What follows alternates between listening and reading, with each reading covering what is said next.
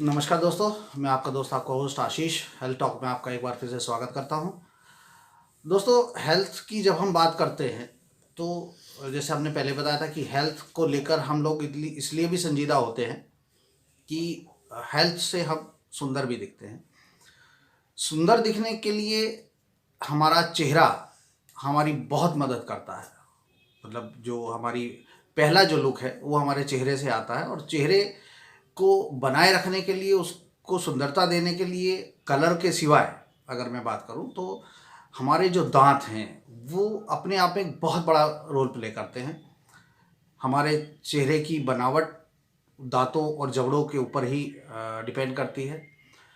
दांतों में आजकल बहुत सारी समस्याएं अक्सर देखने को मिलती हैं। किसी का दांत दर्द अक्सर होता रहता है, कीड़े लग जाते हैं और तमाम सारी चीज़ें हैं, दांत कमज़ोर हो रहे हैं, टूट रहे हैं वगैरह वगैरह।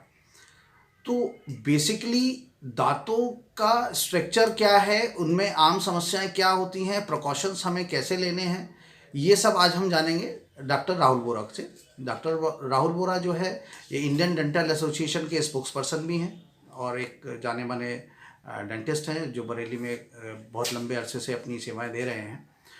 तो आज हम डॉक्टर साहब से जानेंगे कि दांतों को किस तरह से सुरक्षित रखा जाए और हमारे दांतों को प्रॉपर बनाए रखने के लिए, या अगर उसमें कोई दिक्कत परेशानी है तो उसका समाधान, इलाज कैसे संभव है और कितना संभव है। तो आज हम बात करेंगे डॉक्टर राहुल बोरा जी से।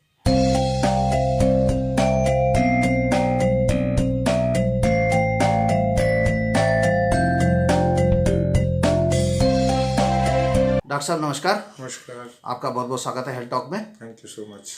डॉक्टर साहब, जैसा कि हमने बताया कि हम एक हेल्थ टॉक सीरीज़ अपनी ये जो चला रहे हैं जिसमें हम आज आपके साथ बैठे हैं, तो डॉक्टर साहब इसमें हम दांतों से जुड़ी हुई कुछ समस्याओं के बारे में आज हम आपसे बात करना चाहेंगे जो आम पब्लिक जानना भी चाहती है और उनके लिए ज़रूरी भी है। तो सबसे पहले तो डॉक्टर साहब ये बताएं कि दांतों का जो रोल है हमारे चेहरे में, वो बेसिकली क्या है? दांतों का रोल जो है हमारे लाइफ में, चेहरे पर ही नहीं, उसके दो तो बहुत इम्पॉर्टेंट पार्ट्स हैं। पहला पार्ट तो आप जो आम जनता जिस चीज़ से ज़्यादा जल्दी रूबरू होती है कि अपीयरेंस, जिसे कहते हैं कि हमारी खूबसूरत मुस्कान है, तो हर व्यक्ति एक अच्छी मुस्कान, सफ़ेद दांत चाहता है या मोतियों जैसे दांत, जैसा कि एड्स में आप देखते हैं टीवी पर। तो एक तो कॉस्मेटिक वैल्यू है कि चेहरे की शोभा बढ़ाते हैं आपके दांत, आपकी मुस्कान आपकी चेहरे की रौनक बढ़ाती है। और दूसरा चीज़ आपको जो समझनी चाहिए, जो साइंटिफिक जिसका रीज़न ज़्यादा है, कि दांतों के माध्यम से ही आप खाना खाते हैं, चबाते हैं, और आपके स्वस्थ दांत होंगे तभी आप खाने को, किसी भी प्रकार के खाने को, वेज हो नॉन वेज हो, कायदे से चबा पाएंगे, कायदे से खा पाएंगे, और उसके बाद की आगे की जो पाचन क्रिया है वो आपके शरीर में उसी प्रकार से संभव होगी। तो ये दो मेन पहलू है जिनके आप दांतों का आप महत्व समझ सकते हैं इससे। अच्छा डॉक्टर साहब, ये ओरल हाइजीन क्या होता है? बेसिकली बहुत सुनने में आता है कि ओरल हाइजीन होना चाहिए, तो ये बेसिकली क्या चीज़ है? ओरल हाइजीन का पर्पस कहने का ये होता है कि हमारा जो बेसिक ओरल हाइजीन स्टेटस हमारे मुंह का है, उसका इवैल्यूएशन हम लोग करते हैं। तो वो आमतौर पे हम चाहते ही हैं कि सबका अच्छा हो, और ओरल हाइजीन स्टेटस में एक बड़ा एक प्रश्न आता है कि क्या दांतों में कीड़े से ओरल हाइजीन खराब है? तो ये ओरल हाइजीन स्टेटस के साथ दांतों के कीड़े जुड़े हुए नहीं हैं। आपका ओरल हाइजीन स्टेटस बहुत अच्छा, कहते हैं कि डेंटल केरीज जिसे कहते हैं, तो वो अगर है, इसका मतलब ये नहीं है कि ओरल हाइजीन स्टेटस आपका अच्छा नहीं है। ओरल हाइजीन स्टेटस से हम अपने दांतों की, मसूड़ों की और पेरियोडोंटल हेल्थ की बात करते हैं। वो आपका स्वस्थ हिस्सा होना चाहिए, क्योंकि वो दांतों को आपके जबड़े में और उनके अंदर सपोर्ट करता है, उनको फर्म रखता है। तो ओरल हाइजीन स्टेटस से मतलब ये होता है कि हमारे दांत सभी साफ, स्वच्छ, और दांतों के चारों तरफ खाना या किसी भी प्रकार का बाहरी पदार्थ या फॉरेन मेड पार्टिकल डिपॉजिट नहीं होना चाहिए। उसका ओरल हाइजीन स्टेटस हम अच्छा मानते हैं। तो डॉक्टर साहब, जैसे ये पायरिया की एक समस्या होती है, तो क्या ये भी ये ओरल हाइजीन सही ना होने की वजह से है, या जी इसका जी। क्या बेसिक रीज़न क्या है? पायरिया एग्जैक्टली आप जो कह रहे हैं वो पेरियोडोंटल हेल्थ से ही रिलेटेड है। और पायरिया का मतलब ये होता है कि आपके दांत के स्ट्रक्चर के चारों तरफ खाने का पदार्थ जमा है या जम के सड़ रहा है, वही उसी चीज़ को हम अपनी लैंग्वेज में पायरिया कहते हैं। और इसकी नियमित रूप से जैसा कि हम लोग रेकमेंड करते हैं कि साल में एक बार या 1.5 साल में एक बार अपने दांतों की सफाई सभी को अवश्य करानी चाहिए, चाहे उनको ये स्थिति आए या ना आए, जिससे कि ये ओरल हाइजीन स्टेटस अच्छा रहे। अच्छा डॉक्टर साहब, आजकल एक चीज़ बड़ी देखी जा रही है कि आजकल दांतों का टेढ़ा बेढ़ा होना बड़ा आम सी एक समस्या हो गई है। मतलब जो छोटे बच्चे भी हैं, जो चीज़ें हैं वो उसमें छोटे बच्चों में देखा जा रहा है कि दांत बड़े टेढ़े मेढ़े हो जाते हैं। तो इसका क्या रीज़न है और इसके क्या मतलब इसकी रेमेडी क्या है? ये जो आपका सवाल है टेढ़े मेढ़े दांतों का, ये आज से नहीं हो रहा है, ये शुरुआत से आप अनंत काल से चला आ रहा है। क्योंकि जब डेंटल की बात करते हैं आप और डेंटिस्ट्री की बात करते हैं, तो हम लोग एक चीज़ कहते हैं जिसे कहते हैं जॉ रिलेशन या ऑक्लूजन। ऊपर का दांत और नीचे के दांतों का जबड़ा जिस क्लोज्ड पोजीशन में जहाँ मिलते हैं, तो उसकी एक क्लासिफिकेशन होती है जिसको हम लोग अपनी भाषा में क्लास 1 कहते हैं। दुनिया में क्लास 1 बड़ी कम पाए जाते हैं। 80 to 85% से ज़्यादा लोग क्लास 1 के साथ नहीं पैदा होते। तो क्योंकि वेस्टर्न कंट्रीज़ में और यूरोपियन कंट्रीज़ में एजुकेशन, अवेयरनेस और हेल्थ सिस्टम हमारे यहाँ से बेटर है, इसलिए वो लोग इस पद्धति को, इस प्रैक्टिस को फॉलो करते आ रहे हैं। ऑर्थोडोंटिक ट्रीटमेंट या टेढ़े मेढ़े दांतों का ट्रीटमेंट या किसी का जॉ रिलेशन या ऑक्लूजन सही नहीं है, उसका ट्रीटमेंट होना ज़रूर चाहिए। इस चीज़ को आप कैसे पता कर सकते हैं? इसका एक बड़ा सिंपल सा तरीका है। 6 साल तक जब बच्चा आपका अमूमन पहुंचता है तो उसके दूध के सारे दांत आ चुके होते हैं, और 6 साल की उम्र के बाद से आप उसका ट्रीटमेंट शुरू करा सकते हैं और डॉक्टर को दिखा सकते हैं, डॉक्टर से राय ले सकते हैं उस चीज़ के बारे में।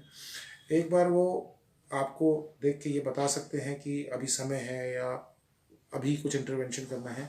अमूमन फिक्स्ड ऑर्थोडोंटिक ट्रीटमेंट जो होता है वो 12 साल की उम्र के बाद होता है, क्योंकि ये वो आयु होती है जब तक करीब करीब परमानेंट डेंटिशन यानी कि दूध के दांत वाले जो पक्के दांत होते हैं वो सभी बच्चों में आ चुके होते हैं, और उनके हिसाब से दांतों का अलाइनमेंट हम लोग करके उस बाइट को करेक्ट करते हैं या उस जॉ रिलेशन को करेक्ट करते हैं या उस ऑक्लूजन को करेक्ट करते हैं। तो इससे अगर आप इस चीज़ को फॉलो करते हैं तो जो मिडिल एज में या 35 साल से लेकर 45 साल की जो आयु होती है उस उम्र में फिर डेंटल प्रॉब्लम्स आपकी बहुत मिनिमल हो जाती हैं। ये जानकारी लोगों के पास नहीं है या कम है या अवेयरनेस नहीं है, लेकिन फिर भी पहले के मुकाबले इसकी अवेयरनेस बढ़ चुकी है, लेकिन अभी भी बहुत दूर है चीज़ें, अभी भी बहुत सारे लोगों तक ये बात पहुंचनी बाकी है, और हम समझते हैं आपके माध्यम से ये लोग समझेंगे और उसको सुनेंगे। जी।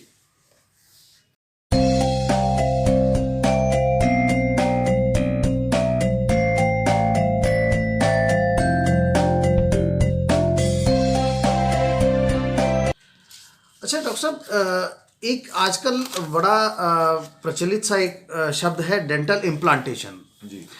तो डॉक्टर साहब, ये डेंटल इम्प्लांटेशन क्या चीज़ है और कब होनी चाहिए? ये एक तरीके से डेंटिस्ट्री में वरदान है उन मरीज़ों के लिए जो अभी तक जिनके पास फिक्स दांत लगाने के जब विकल्प अन्य ख़त्म हो जाते थे, और ये हमें उनसे मजबूरी में कहना पड़ता था कि अब आपके फिक्स दांत नहीं लग सकते, तो वो आर्टिफिशियल डेंचर या रिमूवेबल डेंचर जैसे हम लोग कहते हैं उस पर उनको जाना पड़ता था। तो ये ऑप्शन उनके लिए अवेलेबल है। और मज़े की बात यह है कि आप जो मुझसे कह रहे हैं कि नया नया आया है, ये नया नहीं है। 20 साल तो मुझे हो गए इस प्रोसीजर को करते हुए। कॉस्टली होने की वजह से इसकी जो यूसेज थी वो उसकी पब्लिक रीच थोड़ी कम थी, और ये बहुत समय से चला आ रहा है। और इसका अगर आप हिस्ट्री देखेंगे तो 50 साल से अधिक की हिस्ट्री है डेंटल इम्प्लांट्स की, और इवॉल्व होते होते होते आज ये ट्रीटमेंट प्रोटोकॉल ऐसा आ गया है कि पब्लिक की रीच में भी आता जा रहा है और पॉपुलर भी होता जा रहा है। इसमें होता ये है कि एक कई तरीके के उदाहरण, जैसे मान लीजिए कि एक 20-22 वर्ष का युवक है और किसी एक्सीडेंट में या किसी वजह से उसके कोई दांत टूट जाते हैं, तो पहले सिस्टम ये होता था फिक्स दांत लगाने का कि हम आसपास के दांतों से सपोर्ट लेके क्राउन एंड ब्रिज थेरेपी से उसको फिक्स दे देते थे। उसको फिक्स पार्शियल डेंचर FPD बोला जाता था। उसमें हमें सपोर्ट के लिए एडजेसेंट टीथ बराबर के दांतों का प्रयोग करना पड़ता था। डेंटल इम्प्लांट्स में अगर मुझे आपको फिक्स दांत देना है उसी बच्चे को, तो मुझे उसके 2 या 3 और हेल्दी दांत का सपोर्ट अब नहीं लेना है। उसी के बोन के सॉकेट में वो इम्प्लांट रिप्लेसमेंट होके एक आर्टिफिशियल रूट का काम करता है उस दांत के, और तत्पश्चात उसके ऊपर हम उसको दांत दे सकते हैं। तो ये एक बहुत बढ़िया चीज़ है कि हम किसी और हेल्दी दांत को डिस्टर्ब करे बिना एक नए दांत से आपको रिप्लेस कर देंगे, which will be as good as your old permanent teeth. तो एक ये सिस्टम है इसमें। दूसरा, बुजुर्गों के लिए जैसे मैंने आपको बताया कि सारे दांत गिर चुके हैं समय के साथ साथ, और वो फिक्स दांत लगाना चाहते हैं, क्योंकि बहुत सारे मरीजों की शिकायत होती है कि वो डेंचर नहीं लगा पाते, चुभता है, काटता है, मुंह में रखने में तकलीफ होती है, वॉमिटिंग सेंसेशन होती है, नौशिया होता है, और तरह तरीके की दिक्कतें आती हैं। तो उसमें भी हम ये इम्प्लांट थेरेपी के माध्यम से मुंह में दोनों जबड़ों में इम्प्लांट्स प्लेस करके नए आर्टिफिशियल रूट्स क्रिएट करके उसके ऊपर उनको फिक्स दांत दे सकते हैं। तो डॉक्टर साहब, जैसे आपने बताया कि ये जो है इसमें हमें दूसरे दांतों की ज़रूरत नहीं होती है, और इसको हम जो जबड़े की जो हड्डी है उसी के साथ आप उसको लगा देते हैं जी। तो जिन लोगों के बुज़ुर्ग हो गए हैं, उम्र के साथ दांत उनके गिर गए हैं या ख़राब हो गए हैं, तो क्या उनके लिए ये सक्सेसफुल है? बिल्कुल 96 to 98% सक्सेस रेट है। इसमें कुछ ट्रीटमेंट प्रोटोकॉल फॉलो करने पड़ते हैं हमको। इसका एक पहले तो ट्रीटमेंट प्रोटोकॉल ये है कि हम पेशेंट की एक सिस्टमिक हिस्ट्री ज़रूर लेते हैं कि क्या मेडिकल इश्यूज़ हैं, डायबिटिक है या नहीं है, कार्डिक इश्यूज़ तो नहीं हैं। तो इन चीज़ों को मैनेज किया जा सकता है। इनको दवाइयों के माध्यम से, उनके फिजिशियंस के माध्यम से इनके पैरामीटर्स को पहले तो नॉर्मल लाया जाता है। उसके बाद बोन स्कैनिंग होती है पेशेंट की, ये देखने के लिए कि हमारे पास पर्याप्त बोन दोनों जबड़ों में उपलब्ध है या नहीं है। बोन उपलब्ध है तो फिर इम्प्लांट्स का साइज़ तय हो जाता है और इम्प्लांट का नंबर तय हो जाता है कि ऊपर के आर्च में और नीचे के आर्च में कितने इम्प्लांट्स प्लेसमेंट किए जाएंगे। और अगर बोन उपलब्ध नहीं है उसके बाद भी कोई दिक्कत नहीं है, क्योंकि आजकल बोन ग्राफ्टिंग के बहुत अच्छे मटेरियल्स उपलब्ध हैं, जिसके बाद हम बोन ग्राफ्ट करके, और बोन ग्राफ्ट करने के बाद 4 से 6 महीने में जब वहाँ पे नई सॉलिड बोन बन जाती है उसके बाद इम्प्लांट लगा सकते हैं। तो कहने का पर्पस ये है कि करीब करीब करीब करीब 100% तो नहीं कहना चाहिए, लेकिन हाँ 98 to 99% हर केस में हम इम्प्लांट लगा सकते हैं, बशर्ते मरीज़ को ऑपरेट करने के लिए सारे प्रोसीजर्स को फॉलो करने के लिए तैयार। डॉक्टर साहब, एक एक आखिरी सवाल मैं आपसे पूछना चाहूँगा। आज की तारीख में अगर हम देखें तो बहुत सारे टूथपेस्ट मार्केट में अवेलेबल हैं। जो एडवर्टीजमेंट्स की अगर हम बात करें तो वो एडवर्टीजमेंट में बहुत सारी चीज़ें समझाते हैं, ऐसा है वैसा है, ये मेडिकेटेड है, ये ऐसा, मतलब उनकी अगर हम उनके हिसाब से बात करें तो शायद लगता है कि वो उसके सिवा ज़िंदगी नहीं होगी दांतों की। तो मैं ये जानना चाहता हूँ कि बेसिकली जो टूथपेस्ट है उसका हमारे ब्रश करने में कितना रोल है, और वो हमें कैसे सजेस्ट करेंगे आप कि कौन सा हमें इस्तेमाल करना चाहिए? टूथपेस्ट इज़ आजकल आपकी बल्कि ब्रांडिंग टूथपेस्ट से ही होती है, ब्रश से नहीं होती है, उल्टा होना चाहिए। Brush should be more important than the toothpaste, क्योंकि आपको समझना, इस कॉन्सेप्ट को समझने से पहले ये पड़ेगा कि हम ब्रश क्यों करते हैं। ब्रशिंग का रोल सिर्फ हमारे मुंह में इतना होता है कि जब हमने कोई भी अपना मील लिया या भोजन किया और उसके पश्चात जो फूड पार्टिकल्स दांत पे या दांत के आसपास के स्ट्रक्चर्स पर छूट गए, रह गए, चिपक गए, फंस गए, उनको क्लीन कर दें, जिससे कि मुंह में कोई अन्य बीमारी ना उत्पन्न हो। तो ब्रशिंग का एक सिंगल पॉइंट ये रोल होता है मेजर। टूथपेस्ट हम जो यूज़ करते हैं they act as a foaming agent, कि हम अपने दांतों को जब ब्रश करें तो उसको डैमेज ना करें ब्रश के द्वारा, इसलिए टूथपेस्ट इम्पॉर्टेंट है। मेरी सलाह ये है आपको कि मेडिकेटेड टूथपेस्ट बिना अपने डेंटिस्ट की सलाह के ना करें, नंबर 1। नंबर 2, लंबे समय तक बिना पूछे, बिना डॉक्टर्स एडवाइस के कोई भी मेडिकेटेड टूथपेस्ट ना करें। टूथपेस्ट बाज़ार में सभी लीडिंग ब्रांड्स के आते हैं, कोलगेट है, पेप्सोडेंट है, क्लोजअप है। ये 3-4 मुख्य ब्रांड हैं। मैं नहीं समझता कि हमें आज की तारीख में दांत में नीम नमक की आवश्यकता होती है ब्रश करने के लिए। ये लोगों का पर्सनल ओपिनियन है। कुछ लोग टेस्ट के लिए करते हैं, कुछ लोग एडवर्टीजमेंट से इन्फ्लुएंस होकर करते हैं, लेकिन डेंटल पॉइंट ऑफ व्यू से इस चीज़ की आवश्यकता टूथपेस्ट में हम नहीं समझते कि होती है। बस मेन इम्पॉर्टेंट चीज़ ये है कि स्वयं इच्छा से ऑफ द शेल्फ खरीद के मेडिकेटेड टूथपेस्ट ना करें, क्योंकि हमारे यहाँ ये भी बड़ा प्रचलन है कि घर में कोई एक अगर अपने लिए कोई टूथपेस्ट लाया तो पूरा घर उसी को करने लगता है। ये सिस्टम फॉलो ना करें। हर कैटेगरी के लिए 6 वर्ष की बच्चों तक के लिए अलग टूथपेस्ट आते हैं, 6 वर्ष के बाद के लिए अलग टूथपेस्ट आते हैं। वो चीज़ों को आप अपने डेंटिस्ट से पूछें, उनसे जानकारी लें। आपकी पर्टिकुलर दांतों के हिसाब से या आपकी रिक्वायरमेंट के हिसाब से डेंटिस्ट आपका जो है वो आपको टूथपेस्ट बताएगा, उसको इस्तेमाल करें और अपने दांतों को स्वस्थ रखें। मतलब इसमें आपका कहना ये है कि जो पेस्ट है, जो हमारा टूथपेस्ट है, उससे ज़्यादा इम्पोर्टेंट है हमारा टूथब्रश। जी, यानी कि हम टूथब्रश पे ज़्यादा ध्यान दें, टूथपेस्ट पे कम। सॉफ्ट ब्रश का प्रयोग करें। 2 महीने पूरे हो जाएं या ब्रिसल्स टेढ़े हो जाए, जो भी पहले हो जाए, ब्रश को चेंज कर दें। एक अच्छा सॉफ्ट ब्रश इस्तेमाल करें। हार्ड और मीडियम ब्रश में नॉर्मली आपके दांतों को नुकसान पहुंचता है लॉन्ग टर्म में, और वो इतना लॉन्ग टर्म होता है कि आपको समझ में नहीं आता, और वो जब दिक्कत आएगी तो दिक्कत आएगी, लेकिन वो कई वर्षों बाद आएगी। इसलिए आप सॉफ्ट ब्रश का ही ज़्यादा प्रयोग किया करें। चलिए डॉक्टर साहब, आपने ये हमारी जानकारी दी। मैं समझता हूँ कि हमारे दर्शकों को वो ये काफ़ी सहयोग करेंगे। आप हेल्थ टॉक में आए, आपका बहुत बहुत धन्यवाद। Thank you so much. तो दोस्तों, ये थे डॉक्टर राहुल बोरा। डॉक्टर साहब ने हमें आज दांतों के बारे में, ओरल हाइजीन के बारे में, डेंटल इम्प्लांटेशन के बारे में जो हमें बताया, मैं समझता हूँ आप लोगों के लिए काफ़ी अच्छी जानकारी डॉक्टर साहब ने दी है। जो मुख्य बातें हैं जो समझने वाली हैं, उसमें यह है कि हमें अपने दांतों का ध्यान रखना चाहिए। बहुत विशेष कुछ नहीं है, लेकिन जो छोटी छोटी सी चीज़ें हैं उनका हम अगर हम ध्यान रखें, अपने खाने के लिए हम जो हमारा मील है उसका सही गैप से अपना मील लें, दांतों की प्रॉपर सफाई करें, और टूथपेस्ट से ज़्यादा टूथब्रश का हम ध्यान दें कि वो हमारा ख़राब तो नहीं हो गया। बहुत ज़्यादा अक्सर ये होता है कि हम जो ब्रश है वो हम 3-3 महीने, 5-5 महीने, 6-6 महीने हमारा चलता है और हम कहते हैं ख़राब नहीं है। ऐसा नहीं है।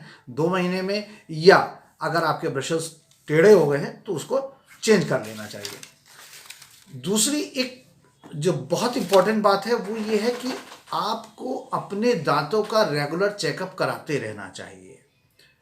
ऐसा ज़रूरी नहीं है कि आपको कोई समस्या नहीं हो रही है, कोई दर्द नहीं हो रहा है, कोई आपको कीड़ा महसूस नहीं हो रहा है तो क्या ज़रूरत है, ऐसा नहीं है।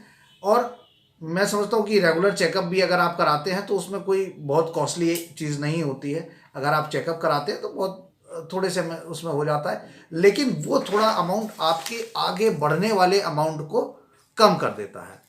कम से कम 6 महीने में एक बार आपको रेगुलर चेकअप ज़रूर कराना चाहिए। 6 महीने में करा सकते हैं, 6 महीने से साल भर के बीच में भी आप करा सकते हैं, लेकिन मैक्सिमम साल भर में आपको चेकअप जरूर करा लेना चाहिए। आपके दांत स्वस्थ रहें, आपका चेहरा उत्तम रहे, आपकी ओरल हाइजीन बढ़िया रहे। इन्हीं सभी शुभकामनाओं के साथ मेरा बहुत बहुत धन्यवाद।